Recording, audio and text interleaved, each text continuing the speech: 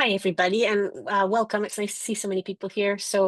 Well, bright and early, depending on where you are. I'm on the West Coast, so it's bright and early here. Um, my talk today is called Open Education in the Age of Authoritarianism, a new 5 Rs to meet the moment. And definitely nascent thoughts here. Looking forward to talking about how we as an open community can respond to some of the threats that we see, both to higher education and more broadly in this particular political moment. Um, Please feel free to share in the chat as we go along. I have it open, I'm watching it, or also just feel free to pipe up on the mic, but be aware that you are being recorded. So whatever your comfort level is. If you comment in the chat, I won't use your name, just in case you're not comfortable with that. So yeah, I think we can get started. Oh, and I do just want to say I'm on maternity leave right now. So I'm only kind of I'm trying to participate, but I've really appreciated all the folks who are live blogging open ed sessions on Blue Sky. It's been really helpful for feeling connected to the community. And by all means, if you feel like doing that with our conversation today, you are very, very welcome. So my name is Brenna Clark-Gray. I'm Coordinator of Educational Technologies and Assistant Professor of Learning Design and Innovation at Thompson Rivers University in Kamloops, British Columbia. We are a regional comprehensive university. We are very committed to open. Many of us at TRU do a lot of work in open. And so it's from the spirit of being deeply committed to the movement that I come to you today to talk about how we might think about making open maybe even more relevant and more activist in this particular moment when I think it is very necessary. So I'm a visitor onto Kamloops to Secwepemc territory. That's where TRU is located in the unceded ancestral lands of Secwepemc Ulu, where learning has taken place since time immemorial. And I'm just one very small piece of the conversation of learning that has happened on these lands for generations. I'm shaped by time that I've spent previously in Algonquin Anishinaabeg, Wolastoq and Mi'kmaq and Kakite lands. And I'm very aware of how relatively easy it is as a white settler to move freely about these lands, even as meaningful reconciliation has not yet taken place with the original stewards of these territories. So who am I? As I said off the top, I'm an educational technologist and an assistant professor. It's a really lovely role to be in because I get to spend a lot of time doing hands-on faculty and technical support around teaching and learning practices, and especially in the space of open education, do a lot of work on OER, do a lot of work on open pedagogies. I'm also the co-founder of the TRU Open Press, which has been a really wonderful, successful venture for the last 3 years to really put some resources behind the development of OER, as well as sharing open research and open pedagogies. It's been a really fun period of immense creativity. And I think, like many universities, we are moving into a period that will be marked much more by austerity and change and limits and trying to do more with less, as we always are. And so, this is the kind of moment I think that many of us are in. I'm not sure I've heard of any universities that are doing tremendously well financially in this particular moment. And oftentimes, as many of you on this call will know, it's the open projects that disappear first, right? It's the funding for open, it's the funding for connection, it's the funding for access, particularly in this moment, that often takes the hit. So I think that a relevant, vibrant, activist open movement is particularly relevant in this moment.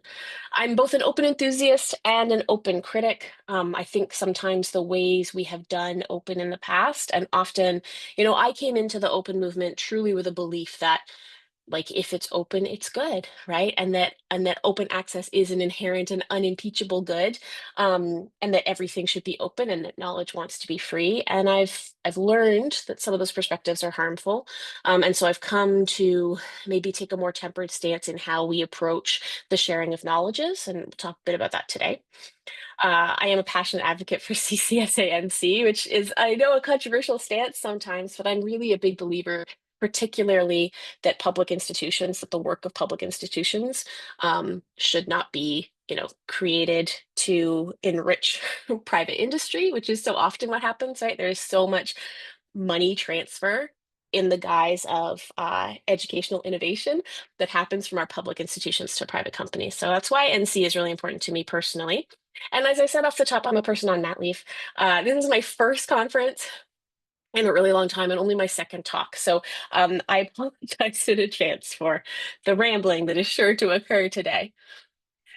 I also want to foreground the work that really informs this talk, which is Open at the Margins, Critical Perspectives on Open Education, edited by a whole whack of the best and brightest folks in this movement. I think all of these editors are my personal heroes in the open movement. I want to share this quote from the introduction to Open at the Margins. Open education agendas are not simply being open washed, as has been observed by many. Our concern is that they have become watered down. It's clear that questions about equity and social justice need to be reasserted at this time. It's also a moment to question power relations within broader open education networks. So this is from, I guess, the late 2010s that this essay was written and this collection came out. And thank you so much for sharing the link in the chat. I appreciate it. If you're not familiar with this book, you will go down a rabbit hole. Any one of the essays that you pick up in this book to read will change your practice in some meaningful way. But I note that even though, it's 10 plus, well, probably 10-ish years since this book has come out, maybe just shy of 10, um, this note that we need to be foregrounding questions about equity and social justice really speaks to me, because I think it has become even more urgent. We're going to take a look today a little bit at what I mean when I say the age of authoritarianism in higher education, some of the challenges that are coming down the line for institutions, particularly, but not exclusively in the US. And I think given the way many of our scholarly associations work, given where a lot of the money for these kinds of gatherings and events comes from in the first place, when we see a sort of clamping down in the US, it does trickle out to our other communities. But it's also just conversation about what we want a university to be and what the values of open are. So we'll expand on this conversation a bit, but I really highly recommend Open at the Margins as a place to start with your own thinking about where activism and social justice fit into your work as an open practitioner. Okay, we're going to start with the definition of open. I'm not going to belabor this because I feel like the old five R's are pretty familiar territory for everyone in the room here. David Wiley's definition is where I'm going to start today. The terms open content and open education resource describe any copyrightable work, traditionally excluding software, which is described by other terms like open source, that is either one, in the public domain, or two, licensed in a manner that provides everyone with free and perpetual permission to engage in 5R activities. And David Wiley breaks those down: retain, revise, remix, reuse, redistribute, right? This is sort of well-trod ground. I think it's worth raising because one of the things we're going to maybe poke at a little bit today is what free and perpetual permission looks like in an era of authoritarianism. Whose work is safe to be shared? Who do we put at risk when we insist on free and perpetual permission if we don't renegotiate those conversations? Whose knowledges are put at risk actually by those kinds of sharing practices? So we're going to talk a little bit about that piece today. But in general, what I want to talk about today is really building on these five. I'm not saying we get rid of retaining, revising, remixing, reusing, and redistributing. Obviously, these are the this is the ground that we work in, right? And these are important values to all of us. But I think that what I want to talk about today are ways to push a little bit on some of these ideas, and maybe think about where and when open can be conceived of in maybe a more nuanced way to make space for more kinds of voices, particularly as we are entering, well, not entering, but maybe we are all increasingly aware of the risk that some take to share their knowledges publicly and what that might look like to protect those folks within our movement. Okay. Definitions of open more broadly than simply how we use it within the open community. I love some of these. So, I'm an English major in my heart. My first love, my first role was as an English professor. So I spend a lot of time in dictionaries. The noun form definition of open is a gap, unconcealed or plainly seen, unenclosed or unfenced, an opportunity. without obfuscation. And I'm going to invite us to think particularly about that notion of open as an opportunity today. And thinking about how the work we do in the gaps may be exactly the work that is needed right now in our particular moment.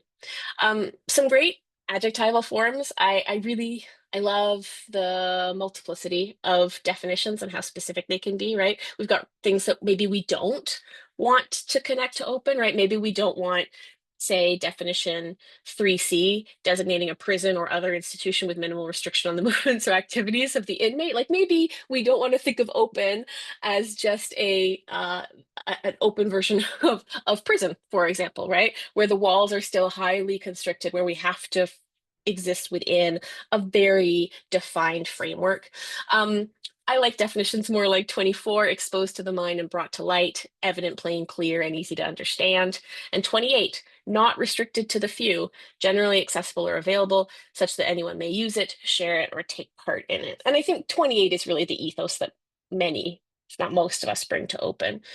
But we're going to see, we're looking at a real clamping down of who has access to post-secondary education in particular, and who has access to educational materials, what is considered sort of appropriate to be shared in resources. And we are seeing and going to continue to see restrictions in those spaces. And so thinking about the multiplicity of ways that open can address some of those concerns, I think is of great value.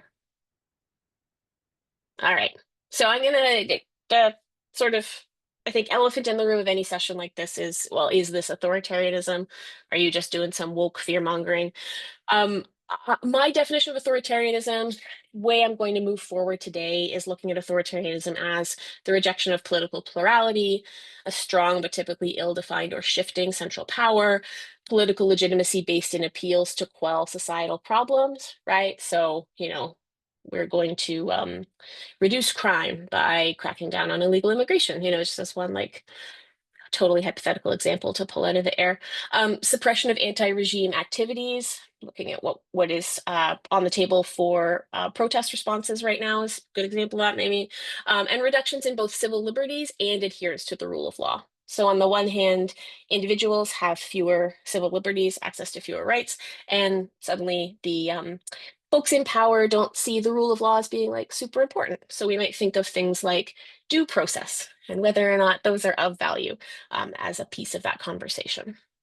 So I am arguing from the place that we are in the age of authoritarianism. You may disagree. I don't know that you would come sign up for this session if you did, but you may. But this is the definition that I'm using moving forward. And I'm particularly going to look at how I see these beliefs, these practices influencing higher ed policy in the US. So that's the argument I'm going to make today. Lots of folks want to talk about this as being America's problem, right? This is rhetoric you see online all the time, like, oh, well, they got what they voted for, etc. First of all, I don't believe that because I don't believe that gerrymandered elections are like 100% legit, which is fine. But I also think it's important to talk about the larger influence of America's politics on the globe. This is a very famous quotation from former Prime Minister Pierre Trudeau when he spoke to the National Press Club in Washington in 1969. Thanks to the CBC for this great archive photo. Living next to you is in some ways like sleeping with an elephant. No matter how friendly and even-tempered is the beast, if I can call it that, one is affected by every twitch and grunt. And that's when the beast is feeling friendly, which for many in the global community right now, the beast is certainly not feeling particularly friendly. So this is a pressing problem, right? I woke up this morning to hear that the US is going to restart nuclear testing, right? Like these are not things that are simply America's problem. These are things that are global issues.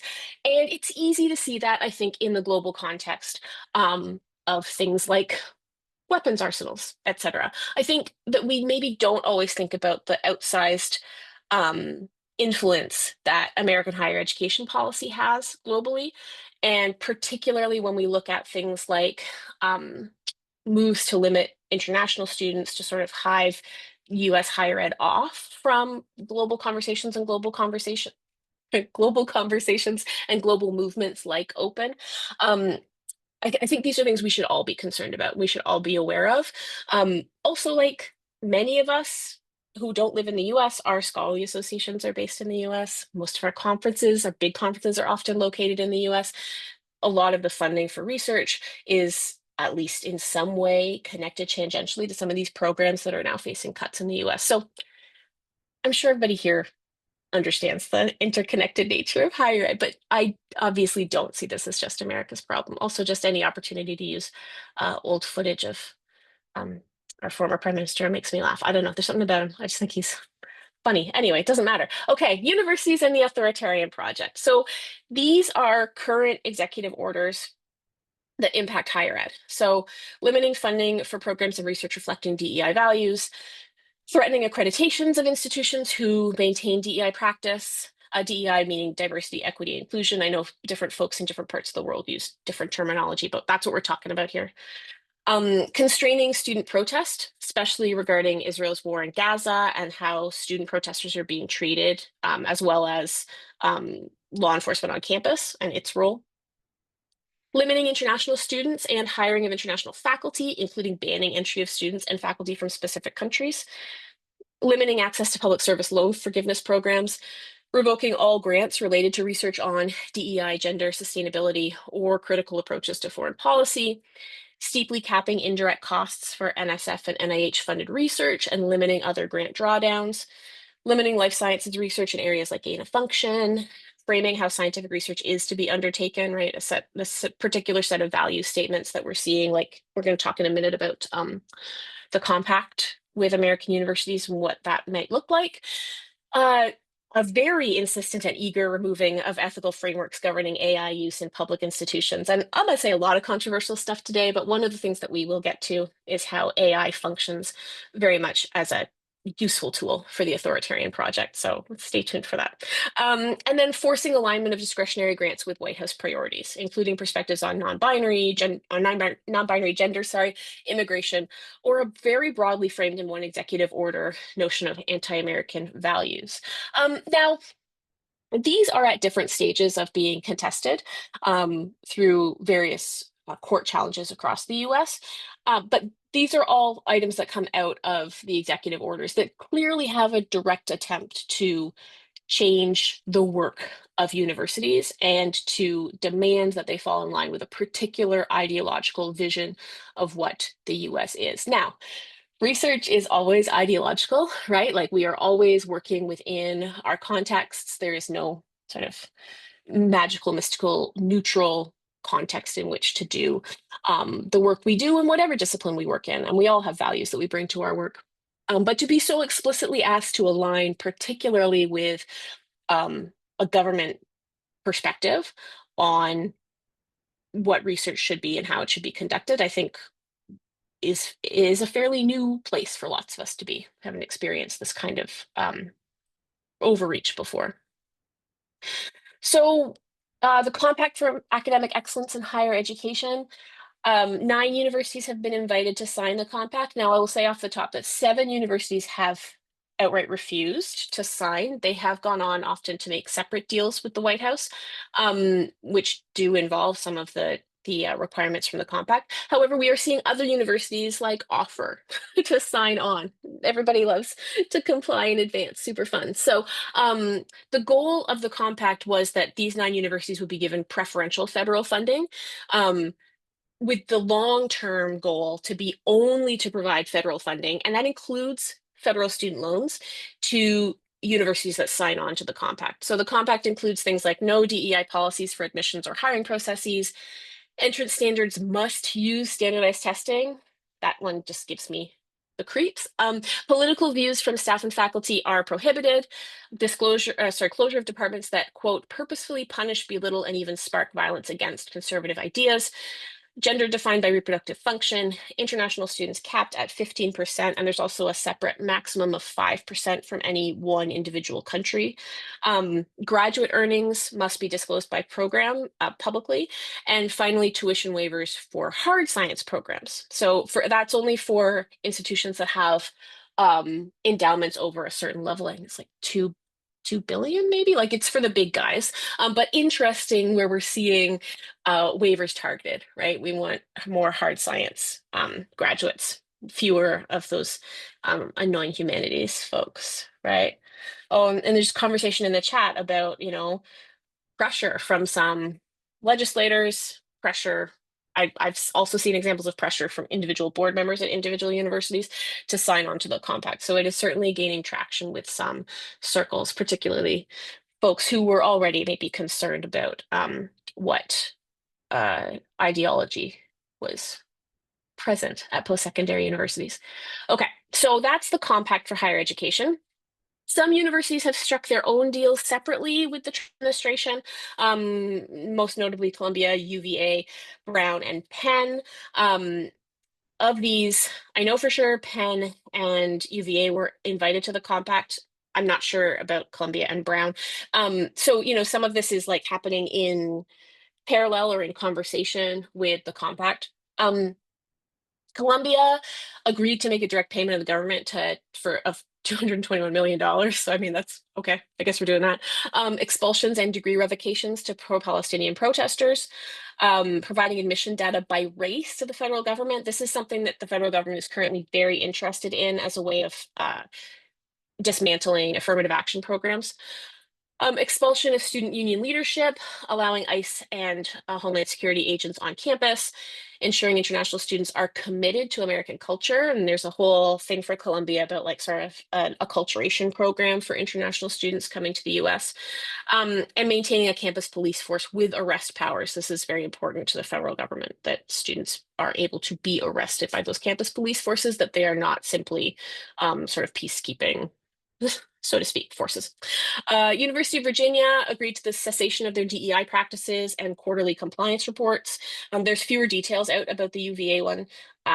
Brown has agreed to revise their gender definition to align with the current administration, provide admissions data by race to the federal government again, cease any provision of gender affirming care through their medical services for students.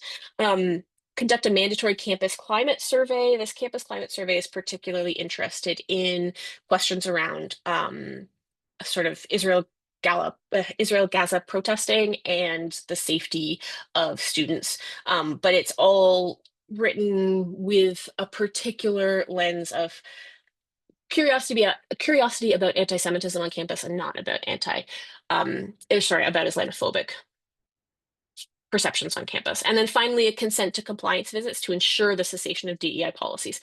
And at Penn, we're seeing a revision to the gender definition to align with current administration. This is particularly an issue at Penn around sports, banning transgender athletes from athletic competition, and retroactively awarding recognition to cisgender athletes who lost to trans athletes, including personal apology letters from the university for allowing that to happen. Deals like this effectively destroy collegial governance, right? Like, if the federal government can step in and make these kinds of demands, where is the faculty collegial governance process here? And also, I mean, things like the demand, like requiring standardized testing for entrance. Many of us work in disciplines that point to the problems, right, with standardized testing as the sole means of admission to university. So, we're also getting into freedom for a university to act on the research of its faculty, for example. Um, I'm going to take a quick aside to complain about Gen AI just while I have you here. But I do think it's an important piece to consider that we have an administration in the US that is all in on AI, and particularly all in on a very unscaffolded, guardrails off version of generative AI that they want to see aligning with a particular worldview that they are then going to call truth, right? And we see that a lot in both the president's comments, but also, when Elon Musk talks about adjusting Grok to answer things more truthfully, right? Whose version of truth, what is being centered here? So Gen AI data sets reflect existing biases, and we know that they can be manipulated. And the question of whose truth is centered is an important one. I encourage you to go read your own university's write-up on Grokopedia. Ours was alarming. Truly, truly alarming. So, we're already seeing this version of reality that is meant to compete with a tool that, as open practitioners, we already have Wikipedia, right? And we can sort of speak to the quality of Wikipedia and the way in which it provides a multifaceted lens on a topic. That is under assault by tools like Wikipedia. We know that Gen AI outputs flatten existing cultural differences in preference of a single story. I heard a wonderful term yesterday when I was following along the live blogging from the AI session that happened yesterday morning, that was digital eugenics, right? For the ways in which a generative AI platform really limits our students' voice. It really takes out sort of differentiation because we are training it to a certain single story. Obviously, we know Gen AI is useful to those who trade in disinformation. If anybody saw Andrew Cuomo's short-lived anti-Mamdani um, video last week. Great example of using Gen AI to those purposes. And beautiful phrase from Caitlin Conrad, Gen AI is ruthlessly extractive. And so too are authoritarian governments, right? The idea that we can just take and absorb and consume, and that everything is fodder for that consumption, and there is no need to give anything back, right? And like, this is critical when we think about open as a relationship of reciprocity, right? We build, we share, we remix, we work on each other's materials. We don't just consume. And so the ways in which we see this rise of Gen AI, I always get so itchy, like Gen AI in service of open education. And I think that there is a conflict of values at the core of that. But that is not what this paper is about. But I did just want to throw that in there because I have you all here to listen to me.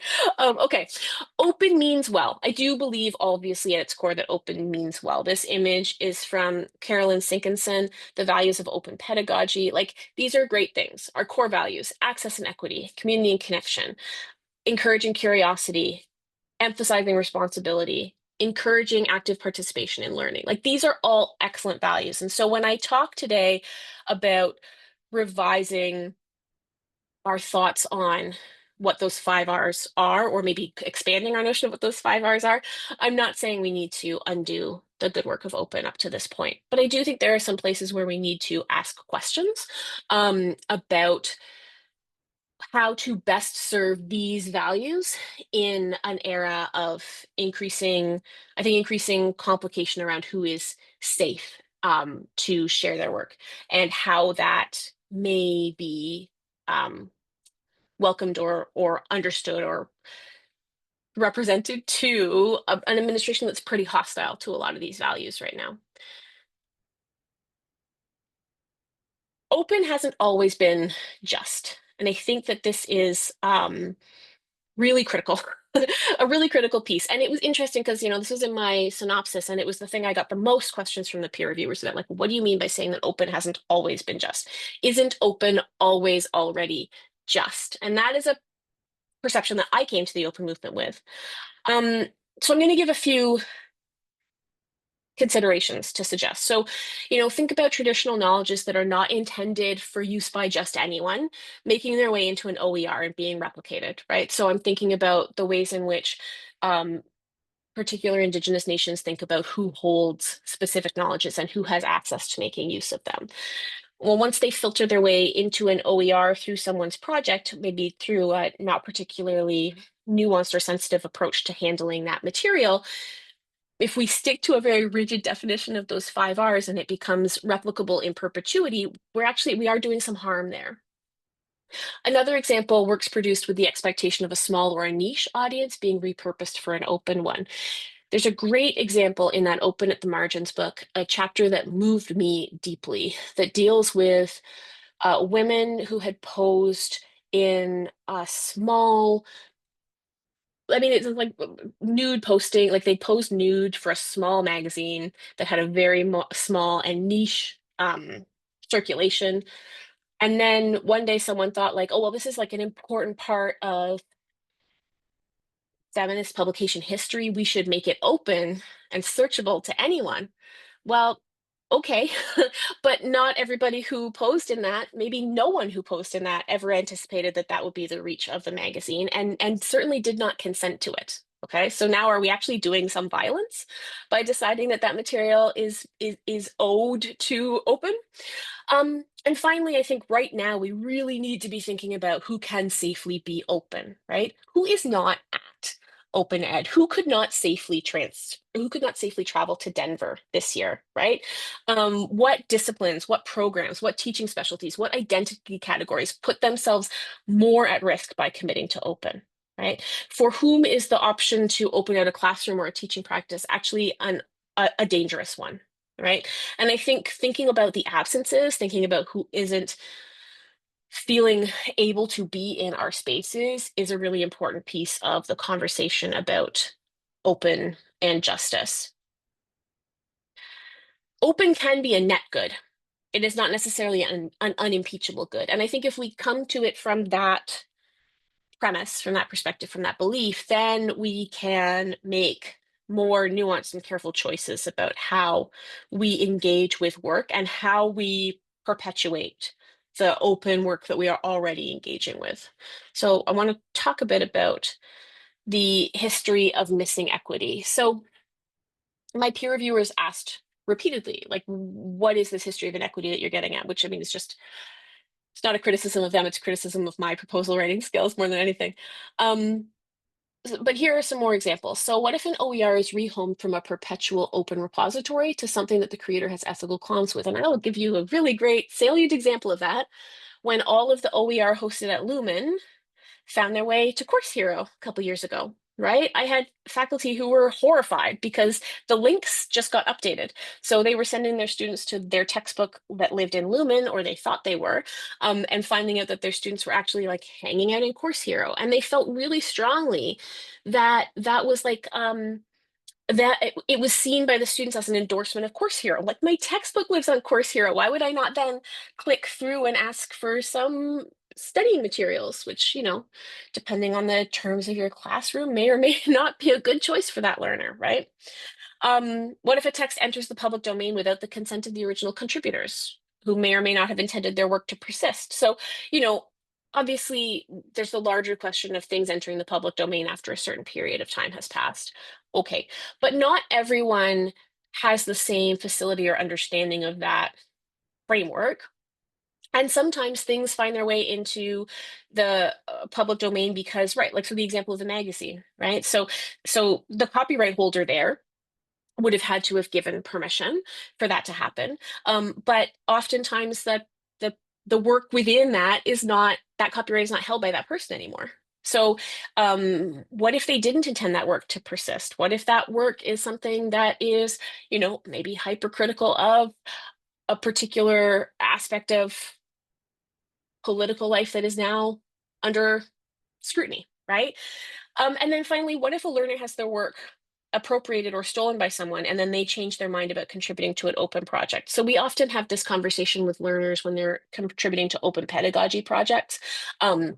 They may want to they might want to share their work within the context of the classroom, and then something happens, right? Like, it gets plagiarized and that is upsetting to them. Or even they just change their mind, they change their discipline, they change their life focus down the road, and suddenly that work being available is threatening to them in some way. It doesn't mean that the original decision to move these works into the open was wrong, but I do think we need to think more about consent. And okay, there's a great question, there's a great comment in the chat right now, which is, there's no take back with open publishing online. Yes, and to what extent do our ways of taking consent take that into account? And is consent meaningful when it can't be revoked, right? These are all like really important questions for us to ask, especially as folks may feel increasingly threatened or newly threatened, right? Like, these aren't new problems for most of the globe, right? But I think that for many of us working in open, these are new to us problems to be sort of um, managing or dealing with. Yes, a great comment in the chat that the number of faculty who don't understand that students have intellectual property rights over their work, it is staggering, right? We cannot just do whatever we want with the work of our students. Okay, I've lost my clock, so now I don't know what time it is. But I know I'm going to get a notice at 5 minutes, so I will just keep rabbiting on. Why must open resist authoritarianism? The current climate very clearly limits access, attacks equity, severs community, disallows connection, rejects empathy, limits curiosity, and shrinks the pool of participation. So the values of authoritarianism are not ours. And for that reason, I don't believe that open practitioners and open educators can be passive in this moment. I think we have to be more active. Okay, I do. I have 5 minutes remaining. Okay, so with that 5 minutes, I'm going to skip this because I just said it. I'm going to go over my new five R's. New five R's. So it's going to get a little manifesto-y, but I think manifestos are fun. So that's where we're going to start today. My five R's, I'm going to start with represent. I think open scholarship, pedagogies, and resources must represent our communities as they are, while also offering opportunities for creators and learners alike to imagine themselves into our fields. When we see these attacks on DEI, we're seeing things like particular wings of museums being shut down, like opportunities for students to see themselves in these spaces are disappearing. So let's illustrate our OER with diverse images. Let's make even more of an effort. At our institution, through the TRU Open Press, a faculty member built the Indigenous People in Education stock photo collection. Highly recommend you check it out if you're a STEM educator. Great images of Indigenous learners working in education. Resist. So we're going to represent, we're going to resist. Open scholarship pedagogies and resources must resist tools and technologies that align with the authoritarian project, and practitioners must actively seek to reduce harm when selecting and using tools and technology. So I really encourage you to reconsider how you make use of AI tools in the development of your open work, understanding its limits, its harms, and its impacts on our epistemic agency. If there is only one truth that AI engages with, then what is the limitation on your work when you engage with it in the development of your work? Just putting that out there. So we are going to represent and resist, refuse. Open practitioners must refuse compliance with authoritarianism, especially where compliance undermines our core values like equity and access and community and connection.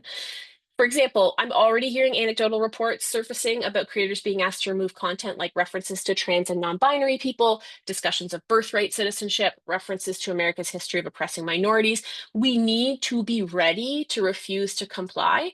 We need to be ready to make the argument within our institutions for the necessity of this content. And if we fail to prepare for this, we will be caught off guard. So depending on the way these issues unveil themselves in your work, you need to be ready. Repair. Open practitioners must repair past instances of harm in the history and development of open scholarship, pedagogies, and resources by reconsidering whose knowledge is shared, how, and when. Intellectual and cultural safety has to be prioritized. So understanding where the work you draw upon has come from and where appropriate, confirming the original creators still wish to share their work openly. I think this is a huge issue right now, particularly as people who may have once felt safe to share openly may feel less so depending on their subject position. And then finally, rise up. Open practitioners have always been activists. That is how open grows. We have always been activists within our communities, and we've always been activists in education. So now is the time to rise up, to challenge the emergent norms, and to stand up for our values. Now is the time to be intentional in embedding our values in the work we do, in the examples we choose, the images we select, the stories we tell. It is time now more than ever to tell the truth and to tell the truth with our whole chest. And I just saw that comment in the comments, and I'm going to say, yes, absolutely. A note on precarity, positionality, and personality. We are not all equally safe to take the same approach to activism, but by the same token, there is no one right way to be a pain in the ass. And it's important that we work together to be productively disobedient in the age of authoritarianism. It is any one of us is vulnerable, but all of us together are less so. And it's really important that we recognize the positionality of the folks around us as well as ourselves. And it's really important, especially for those of us that stay here with the safety of a tenured position. It's our job now. It's our job to be loud, and it's our job to be a pain in the ass. I mean, I always feel like it's my job, but okay. I did not leave enough time for questions because I'm terrible at balancing time and because it's been such a long time. I hope you'll find me on Blue Sky if you want to chat, or by email. If anybody wants to pipe up in the last, I think we have like 1 or 2 minutes. I'm more than excited to hear your thoughts. But thank you. Thank you for your time and for joining me for a bit of a manifesto. Yes, Sarah, I will absolutely. I'll go back into the sked and I'll share the slide deck there. I will do that.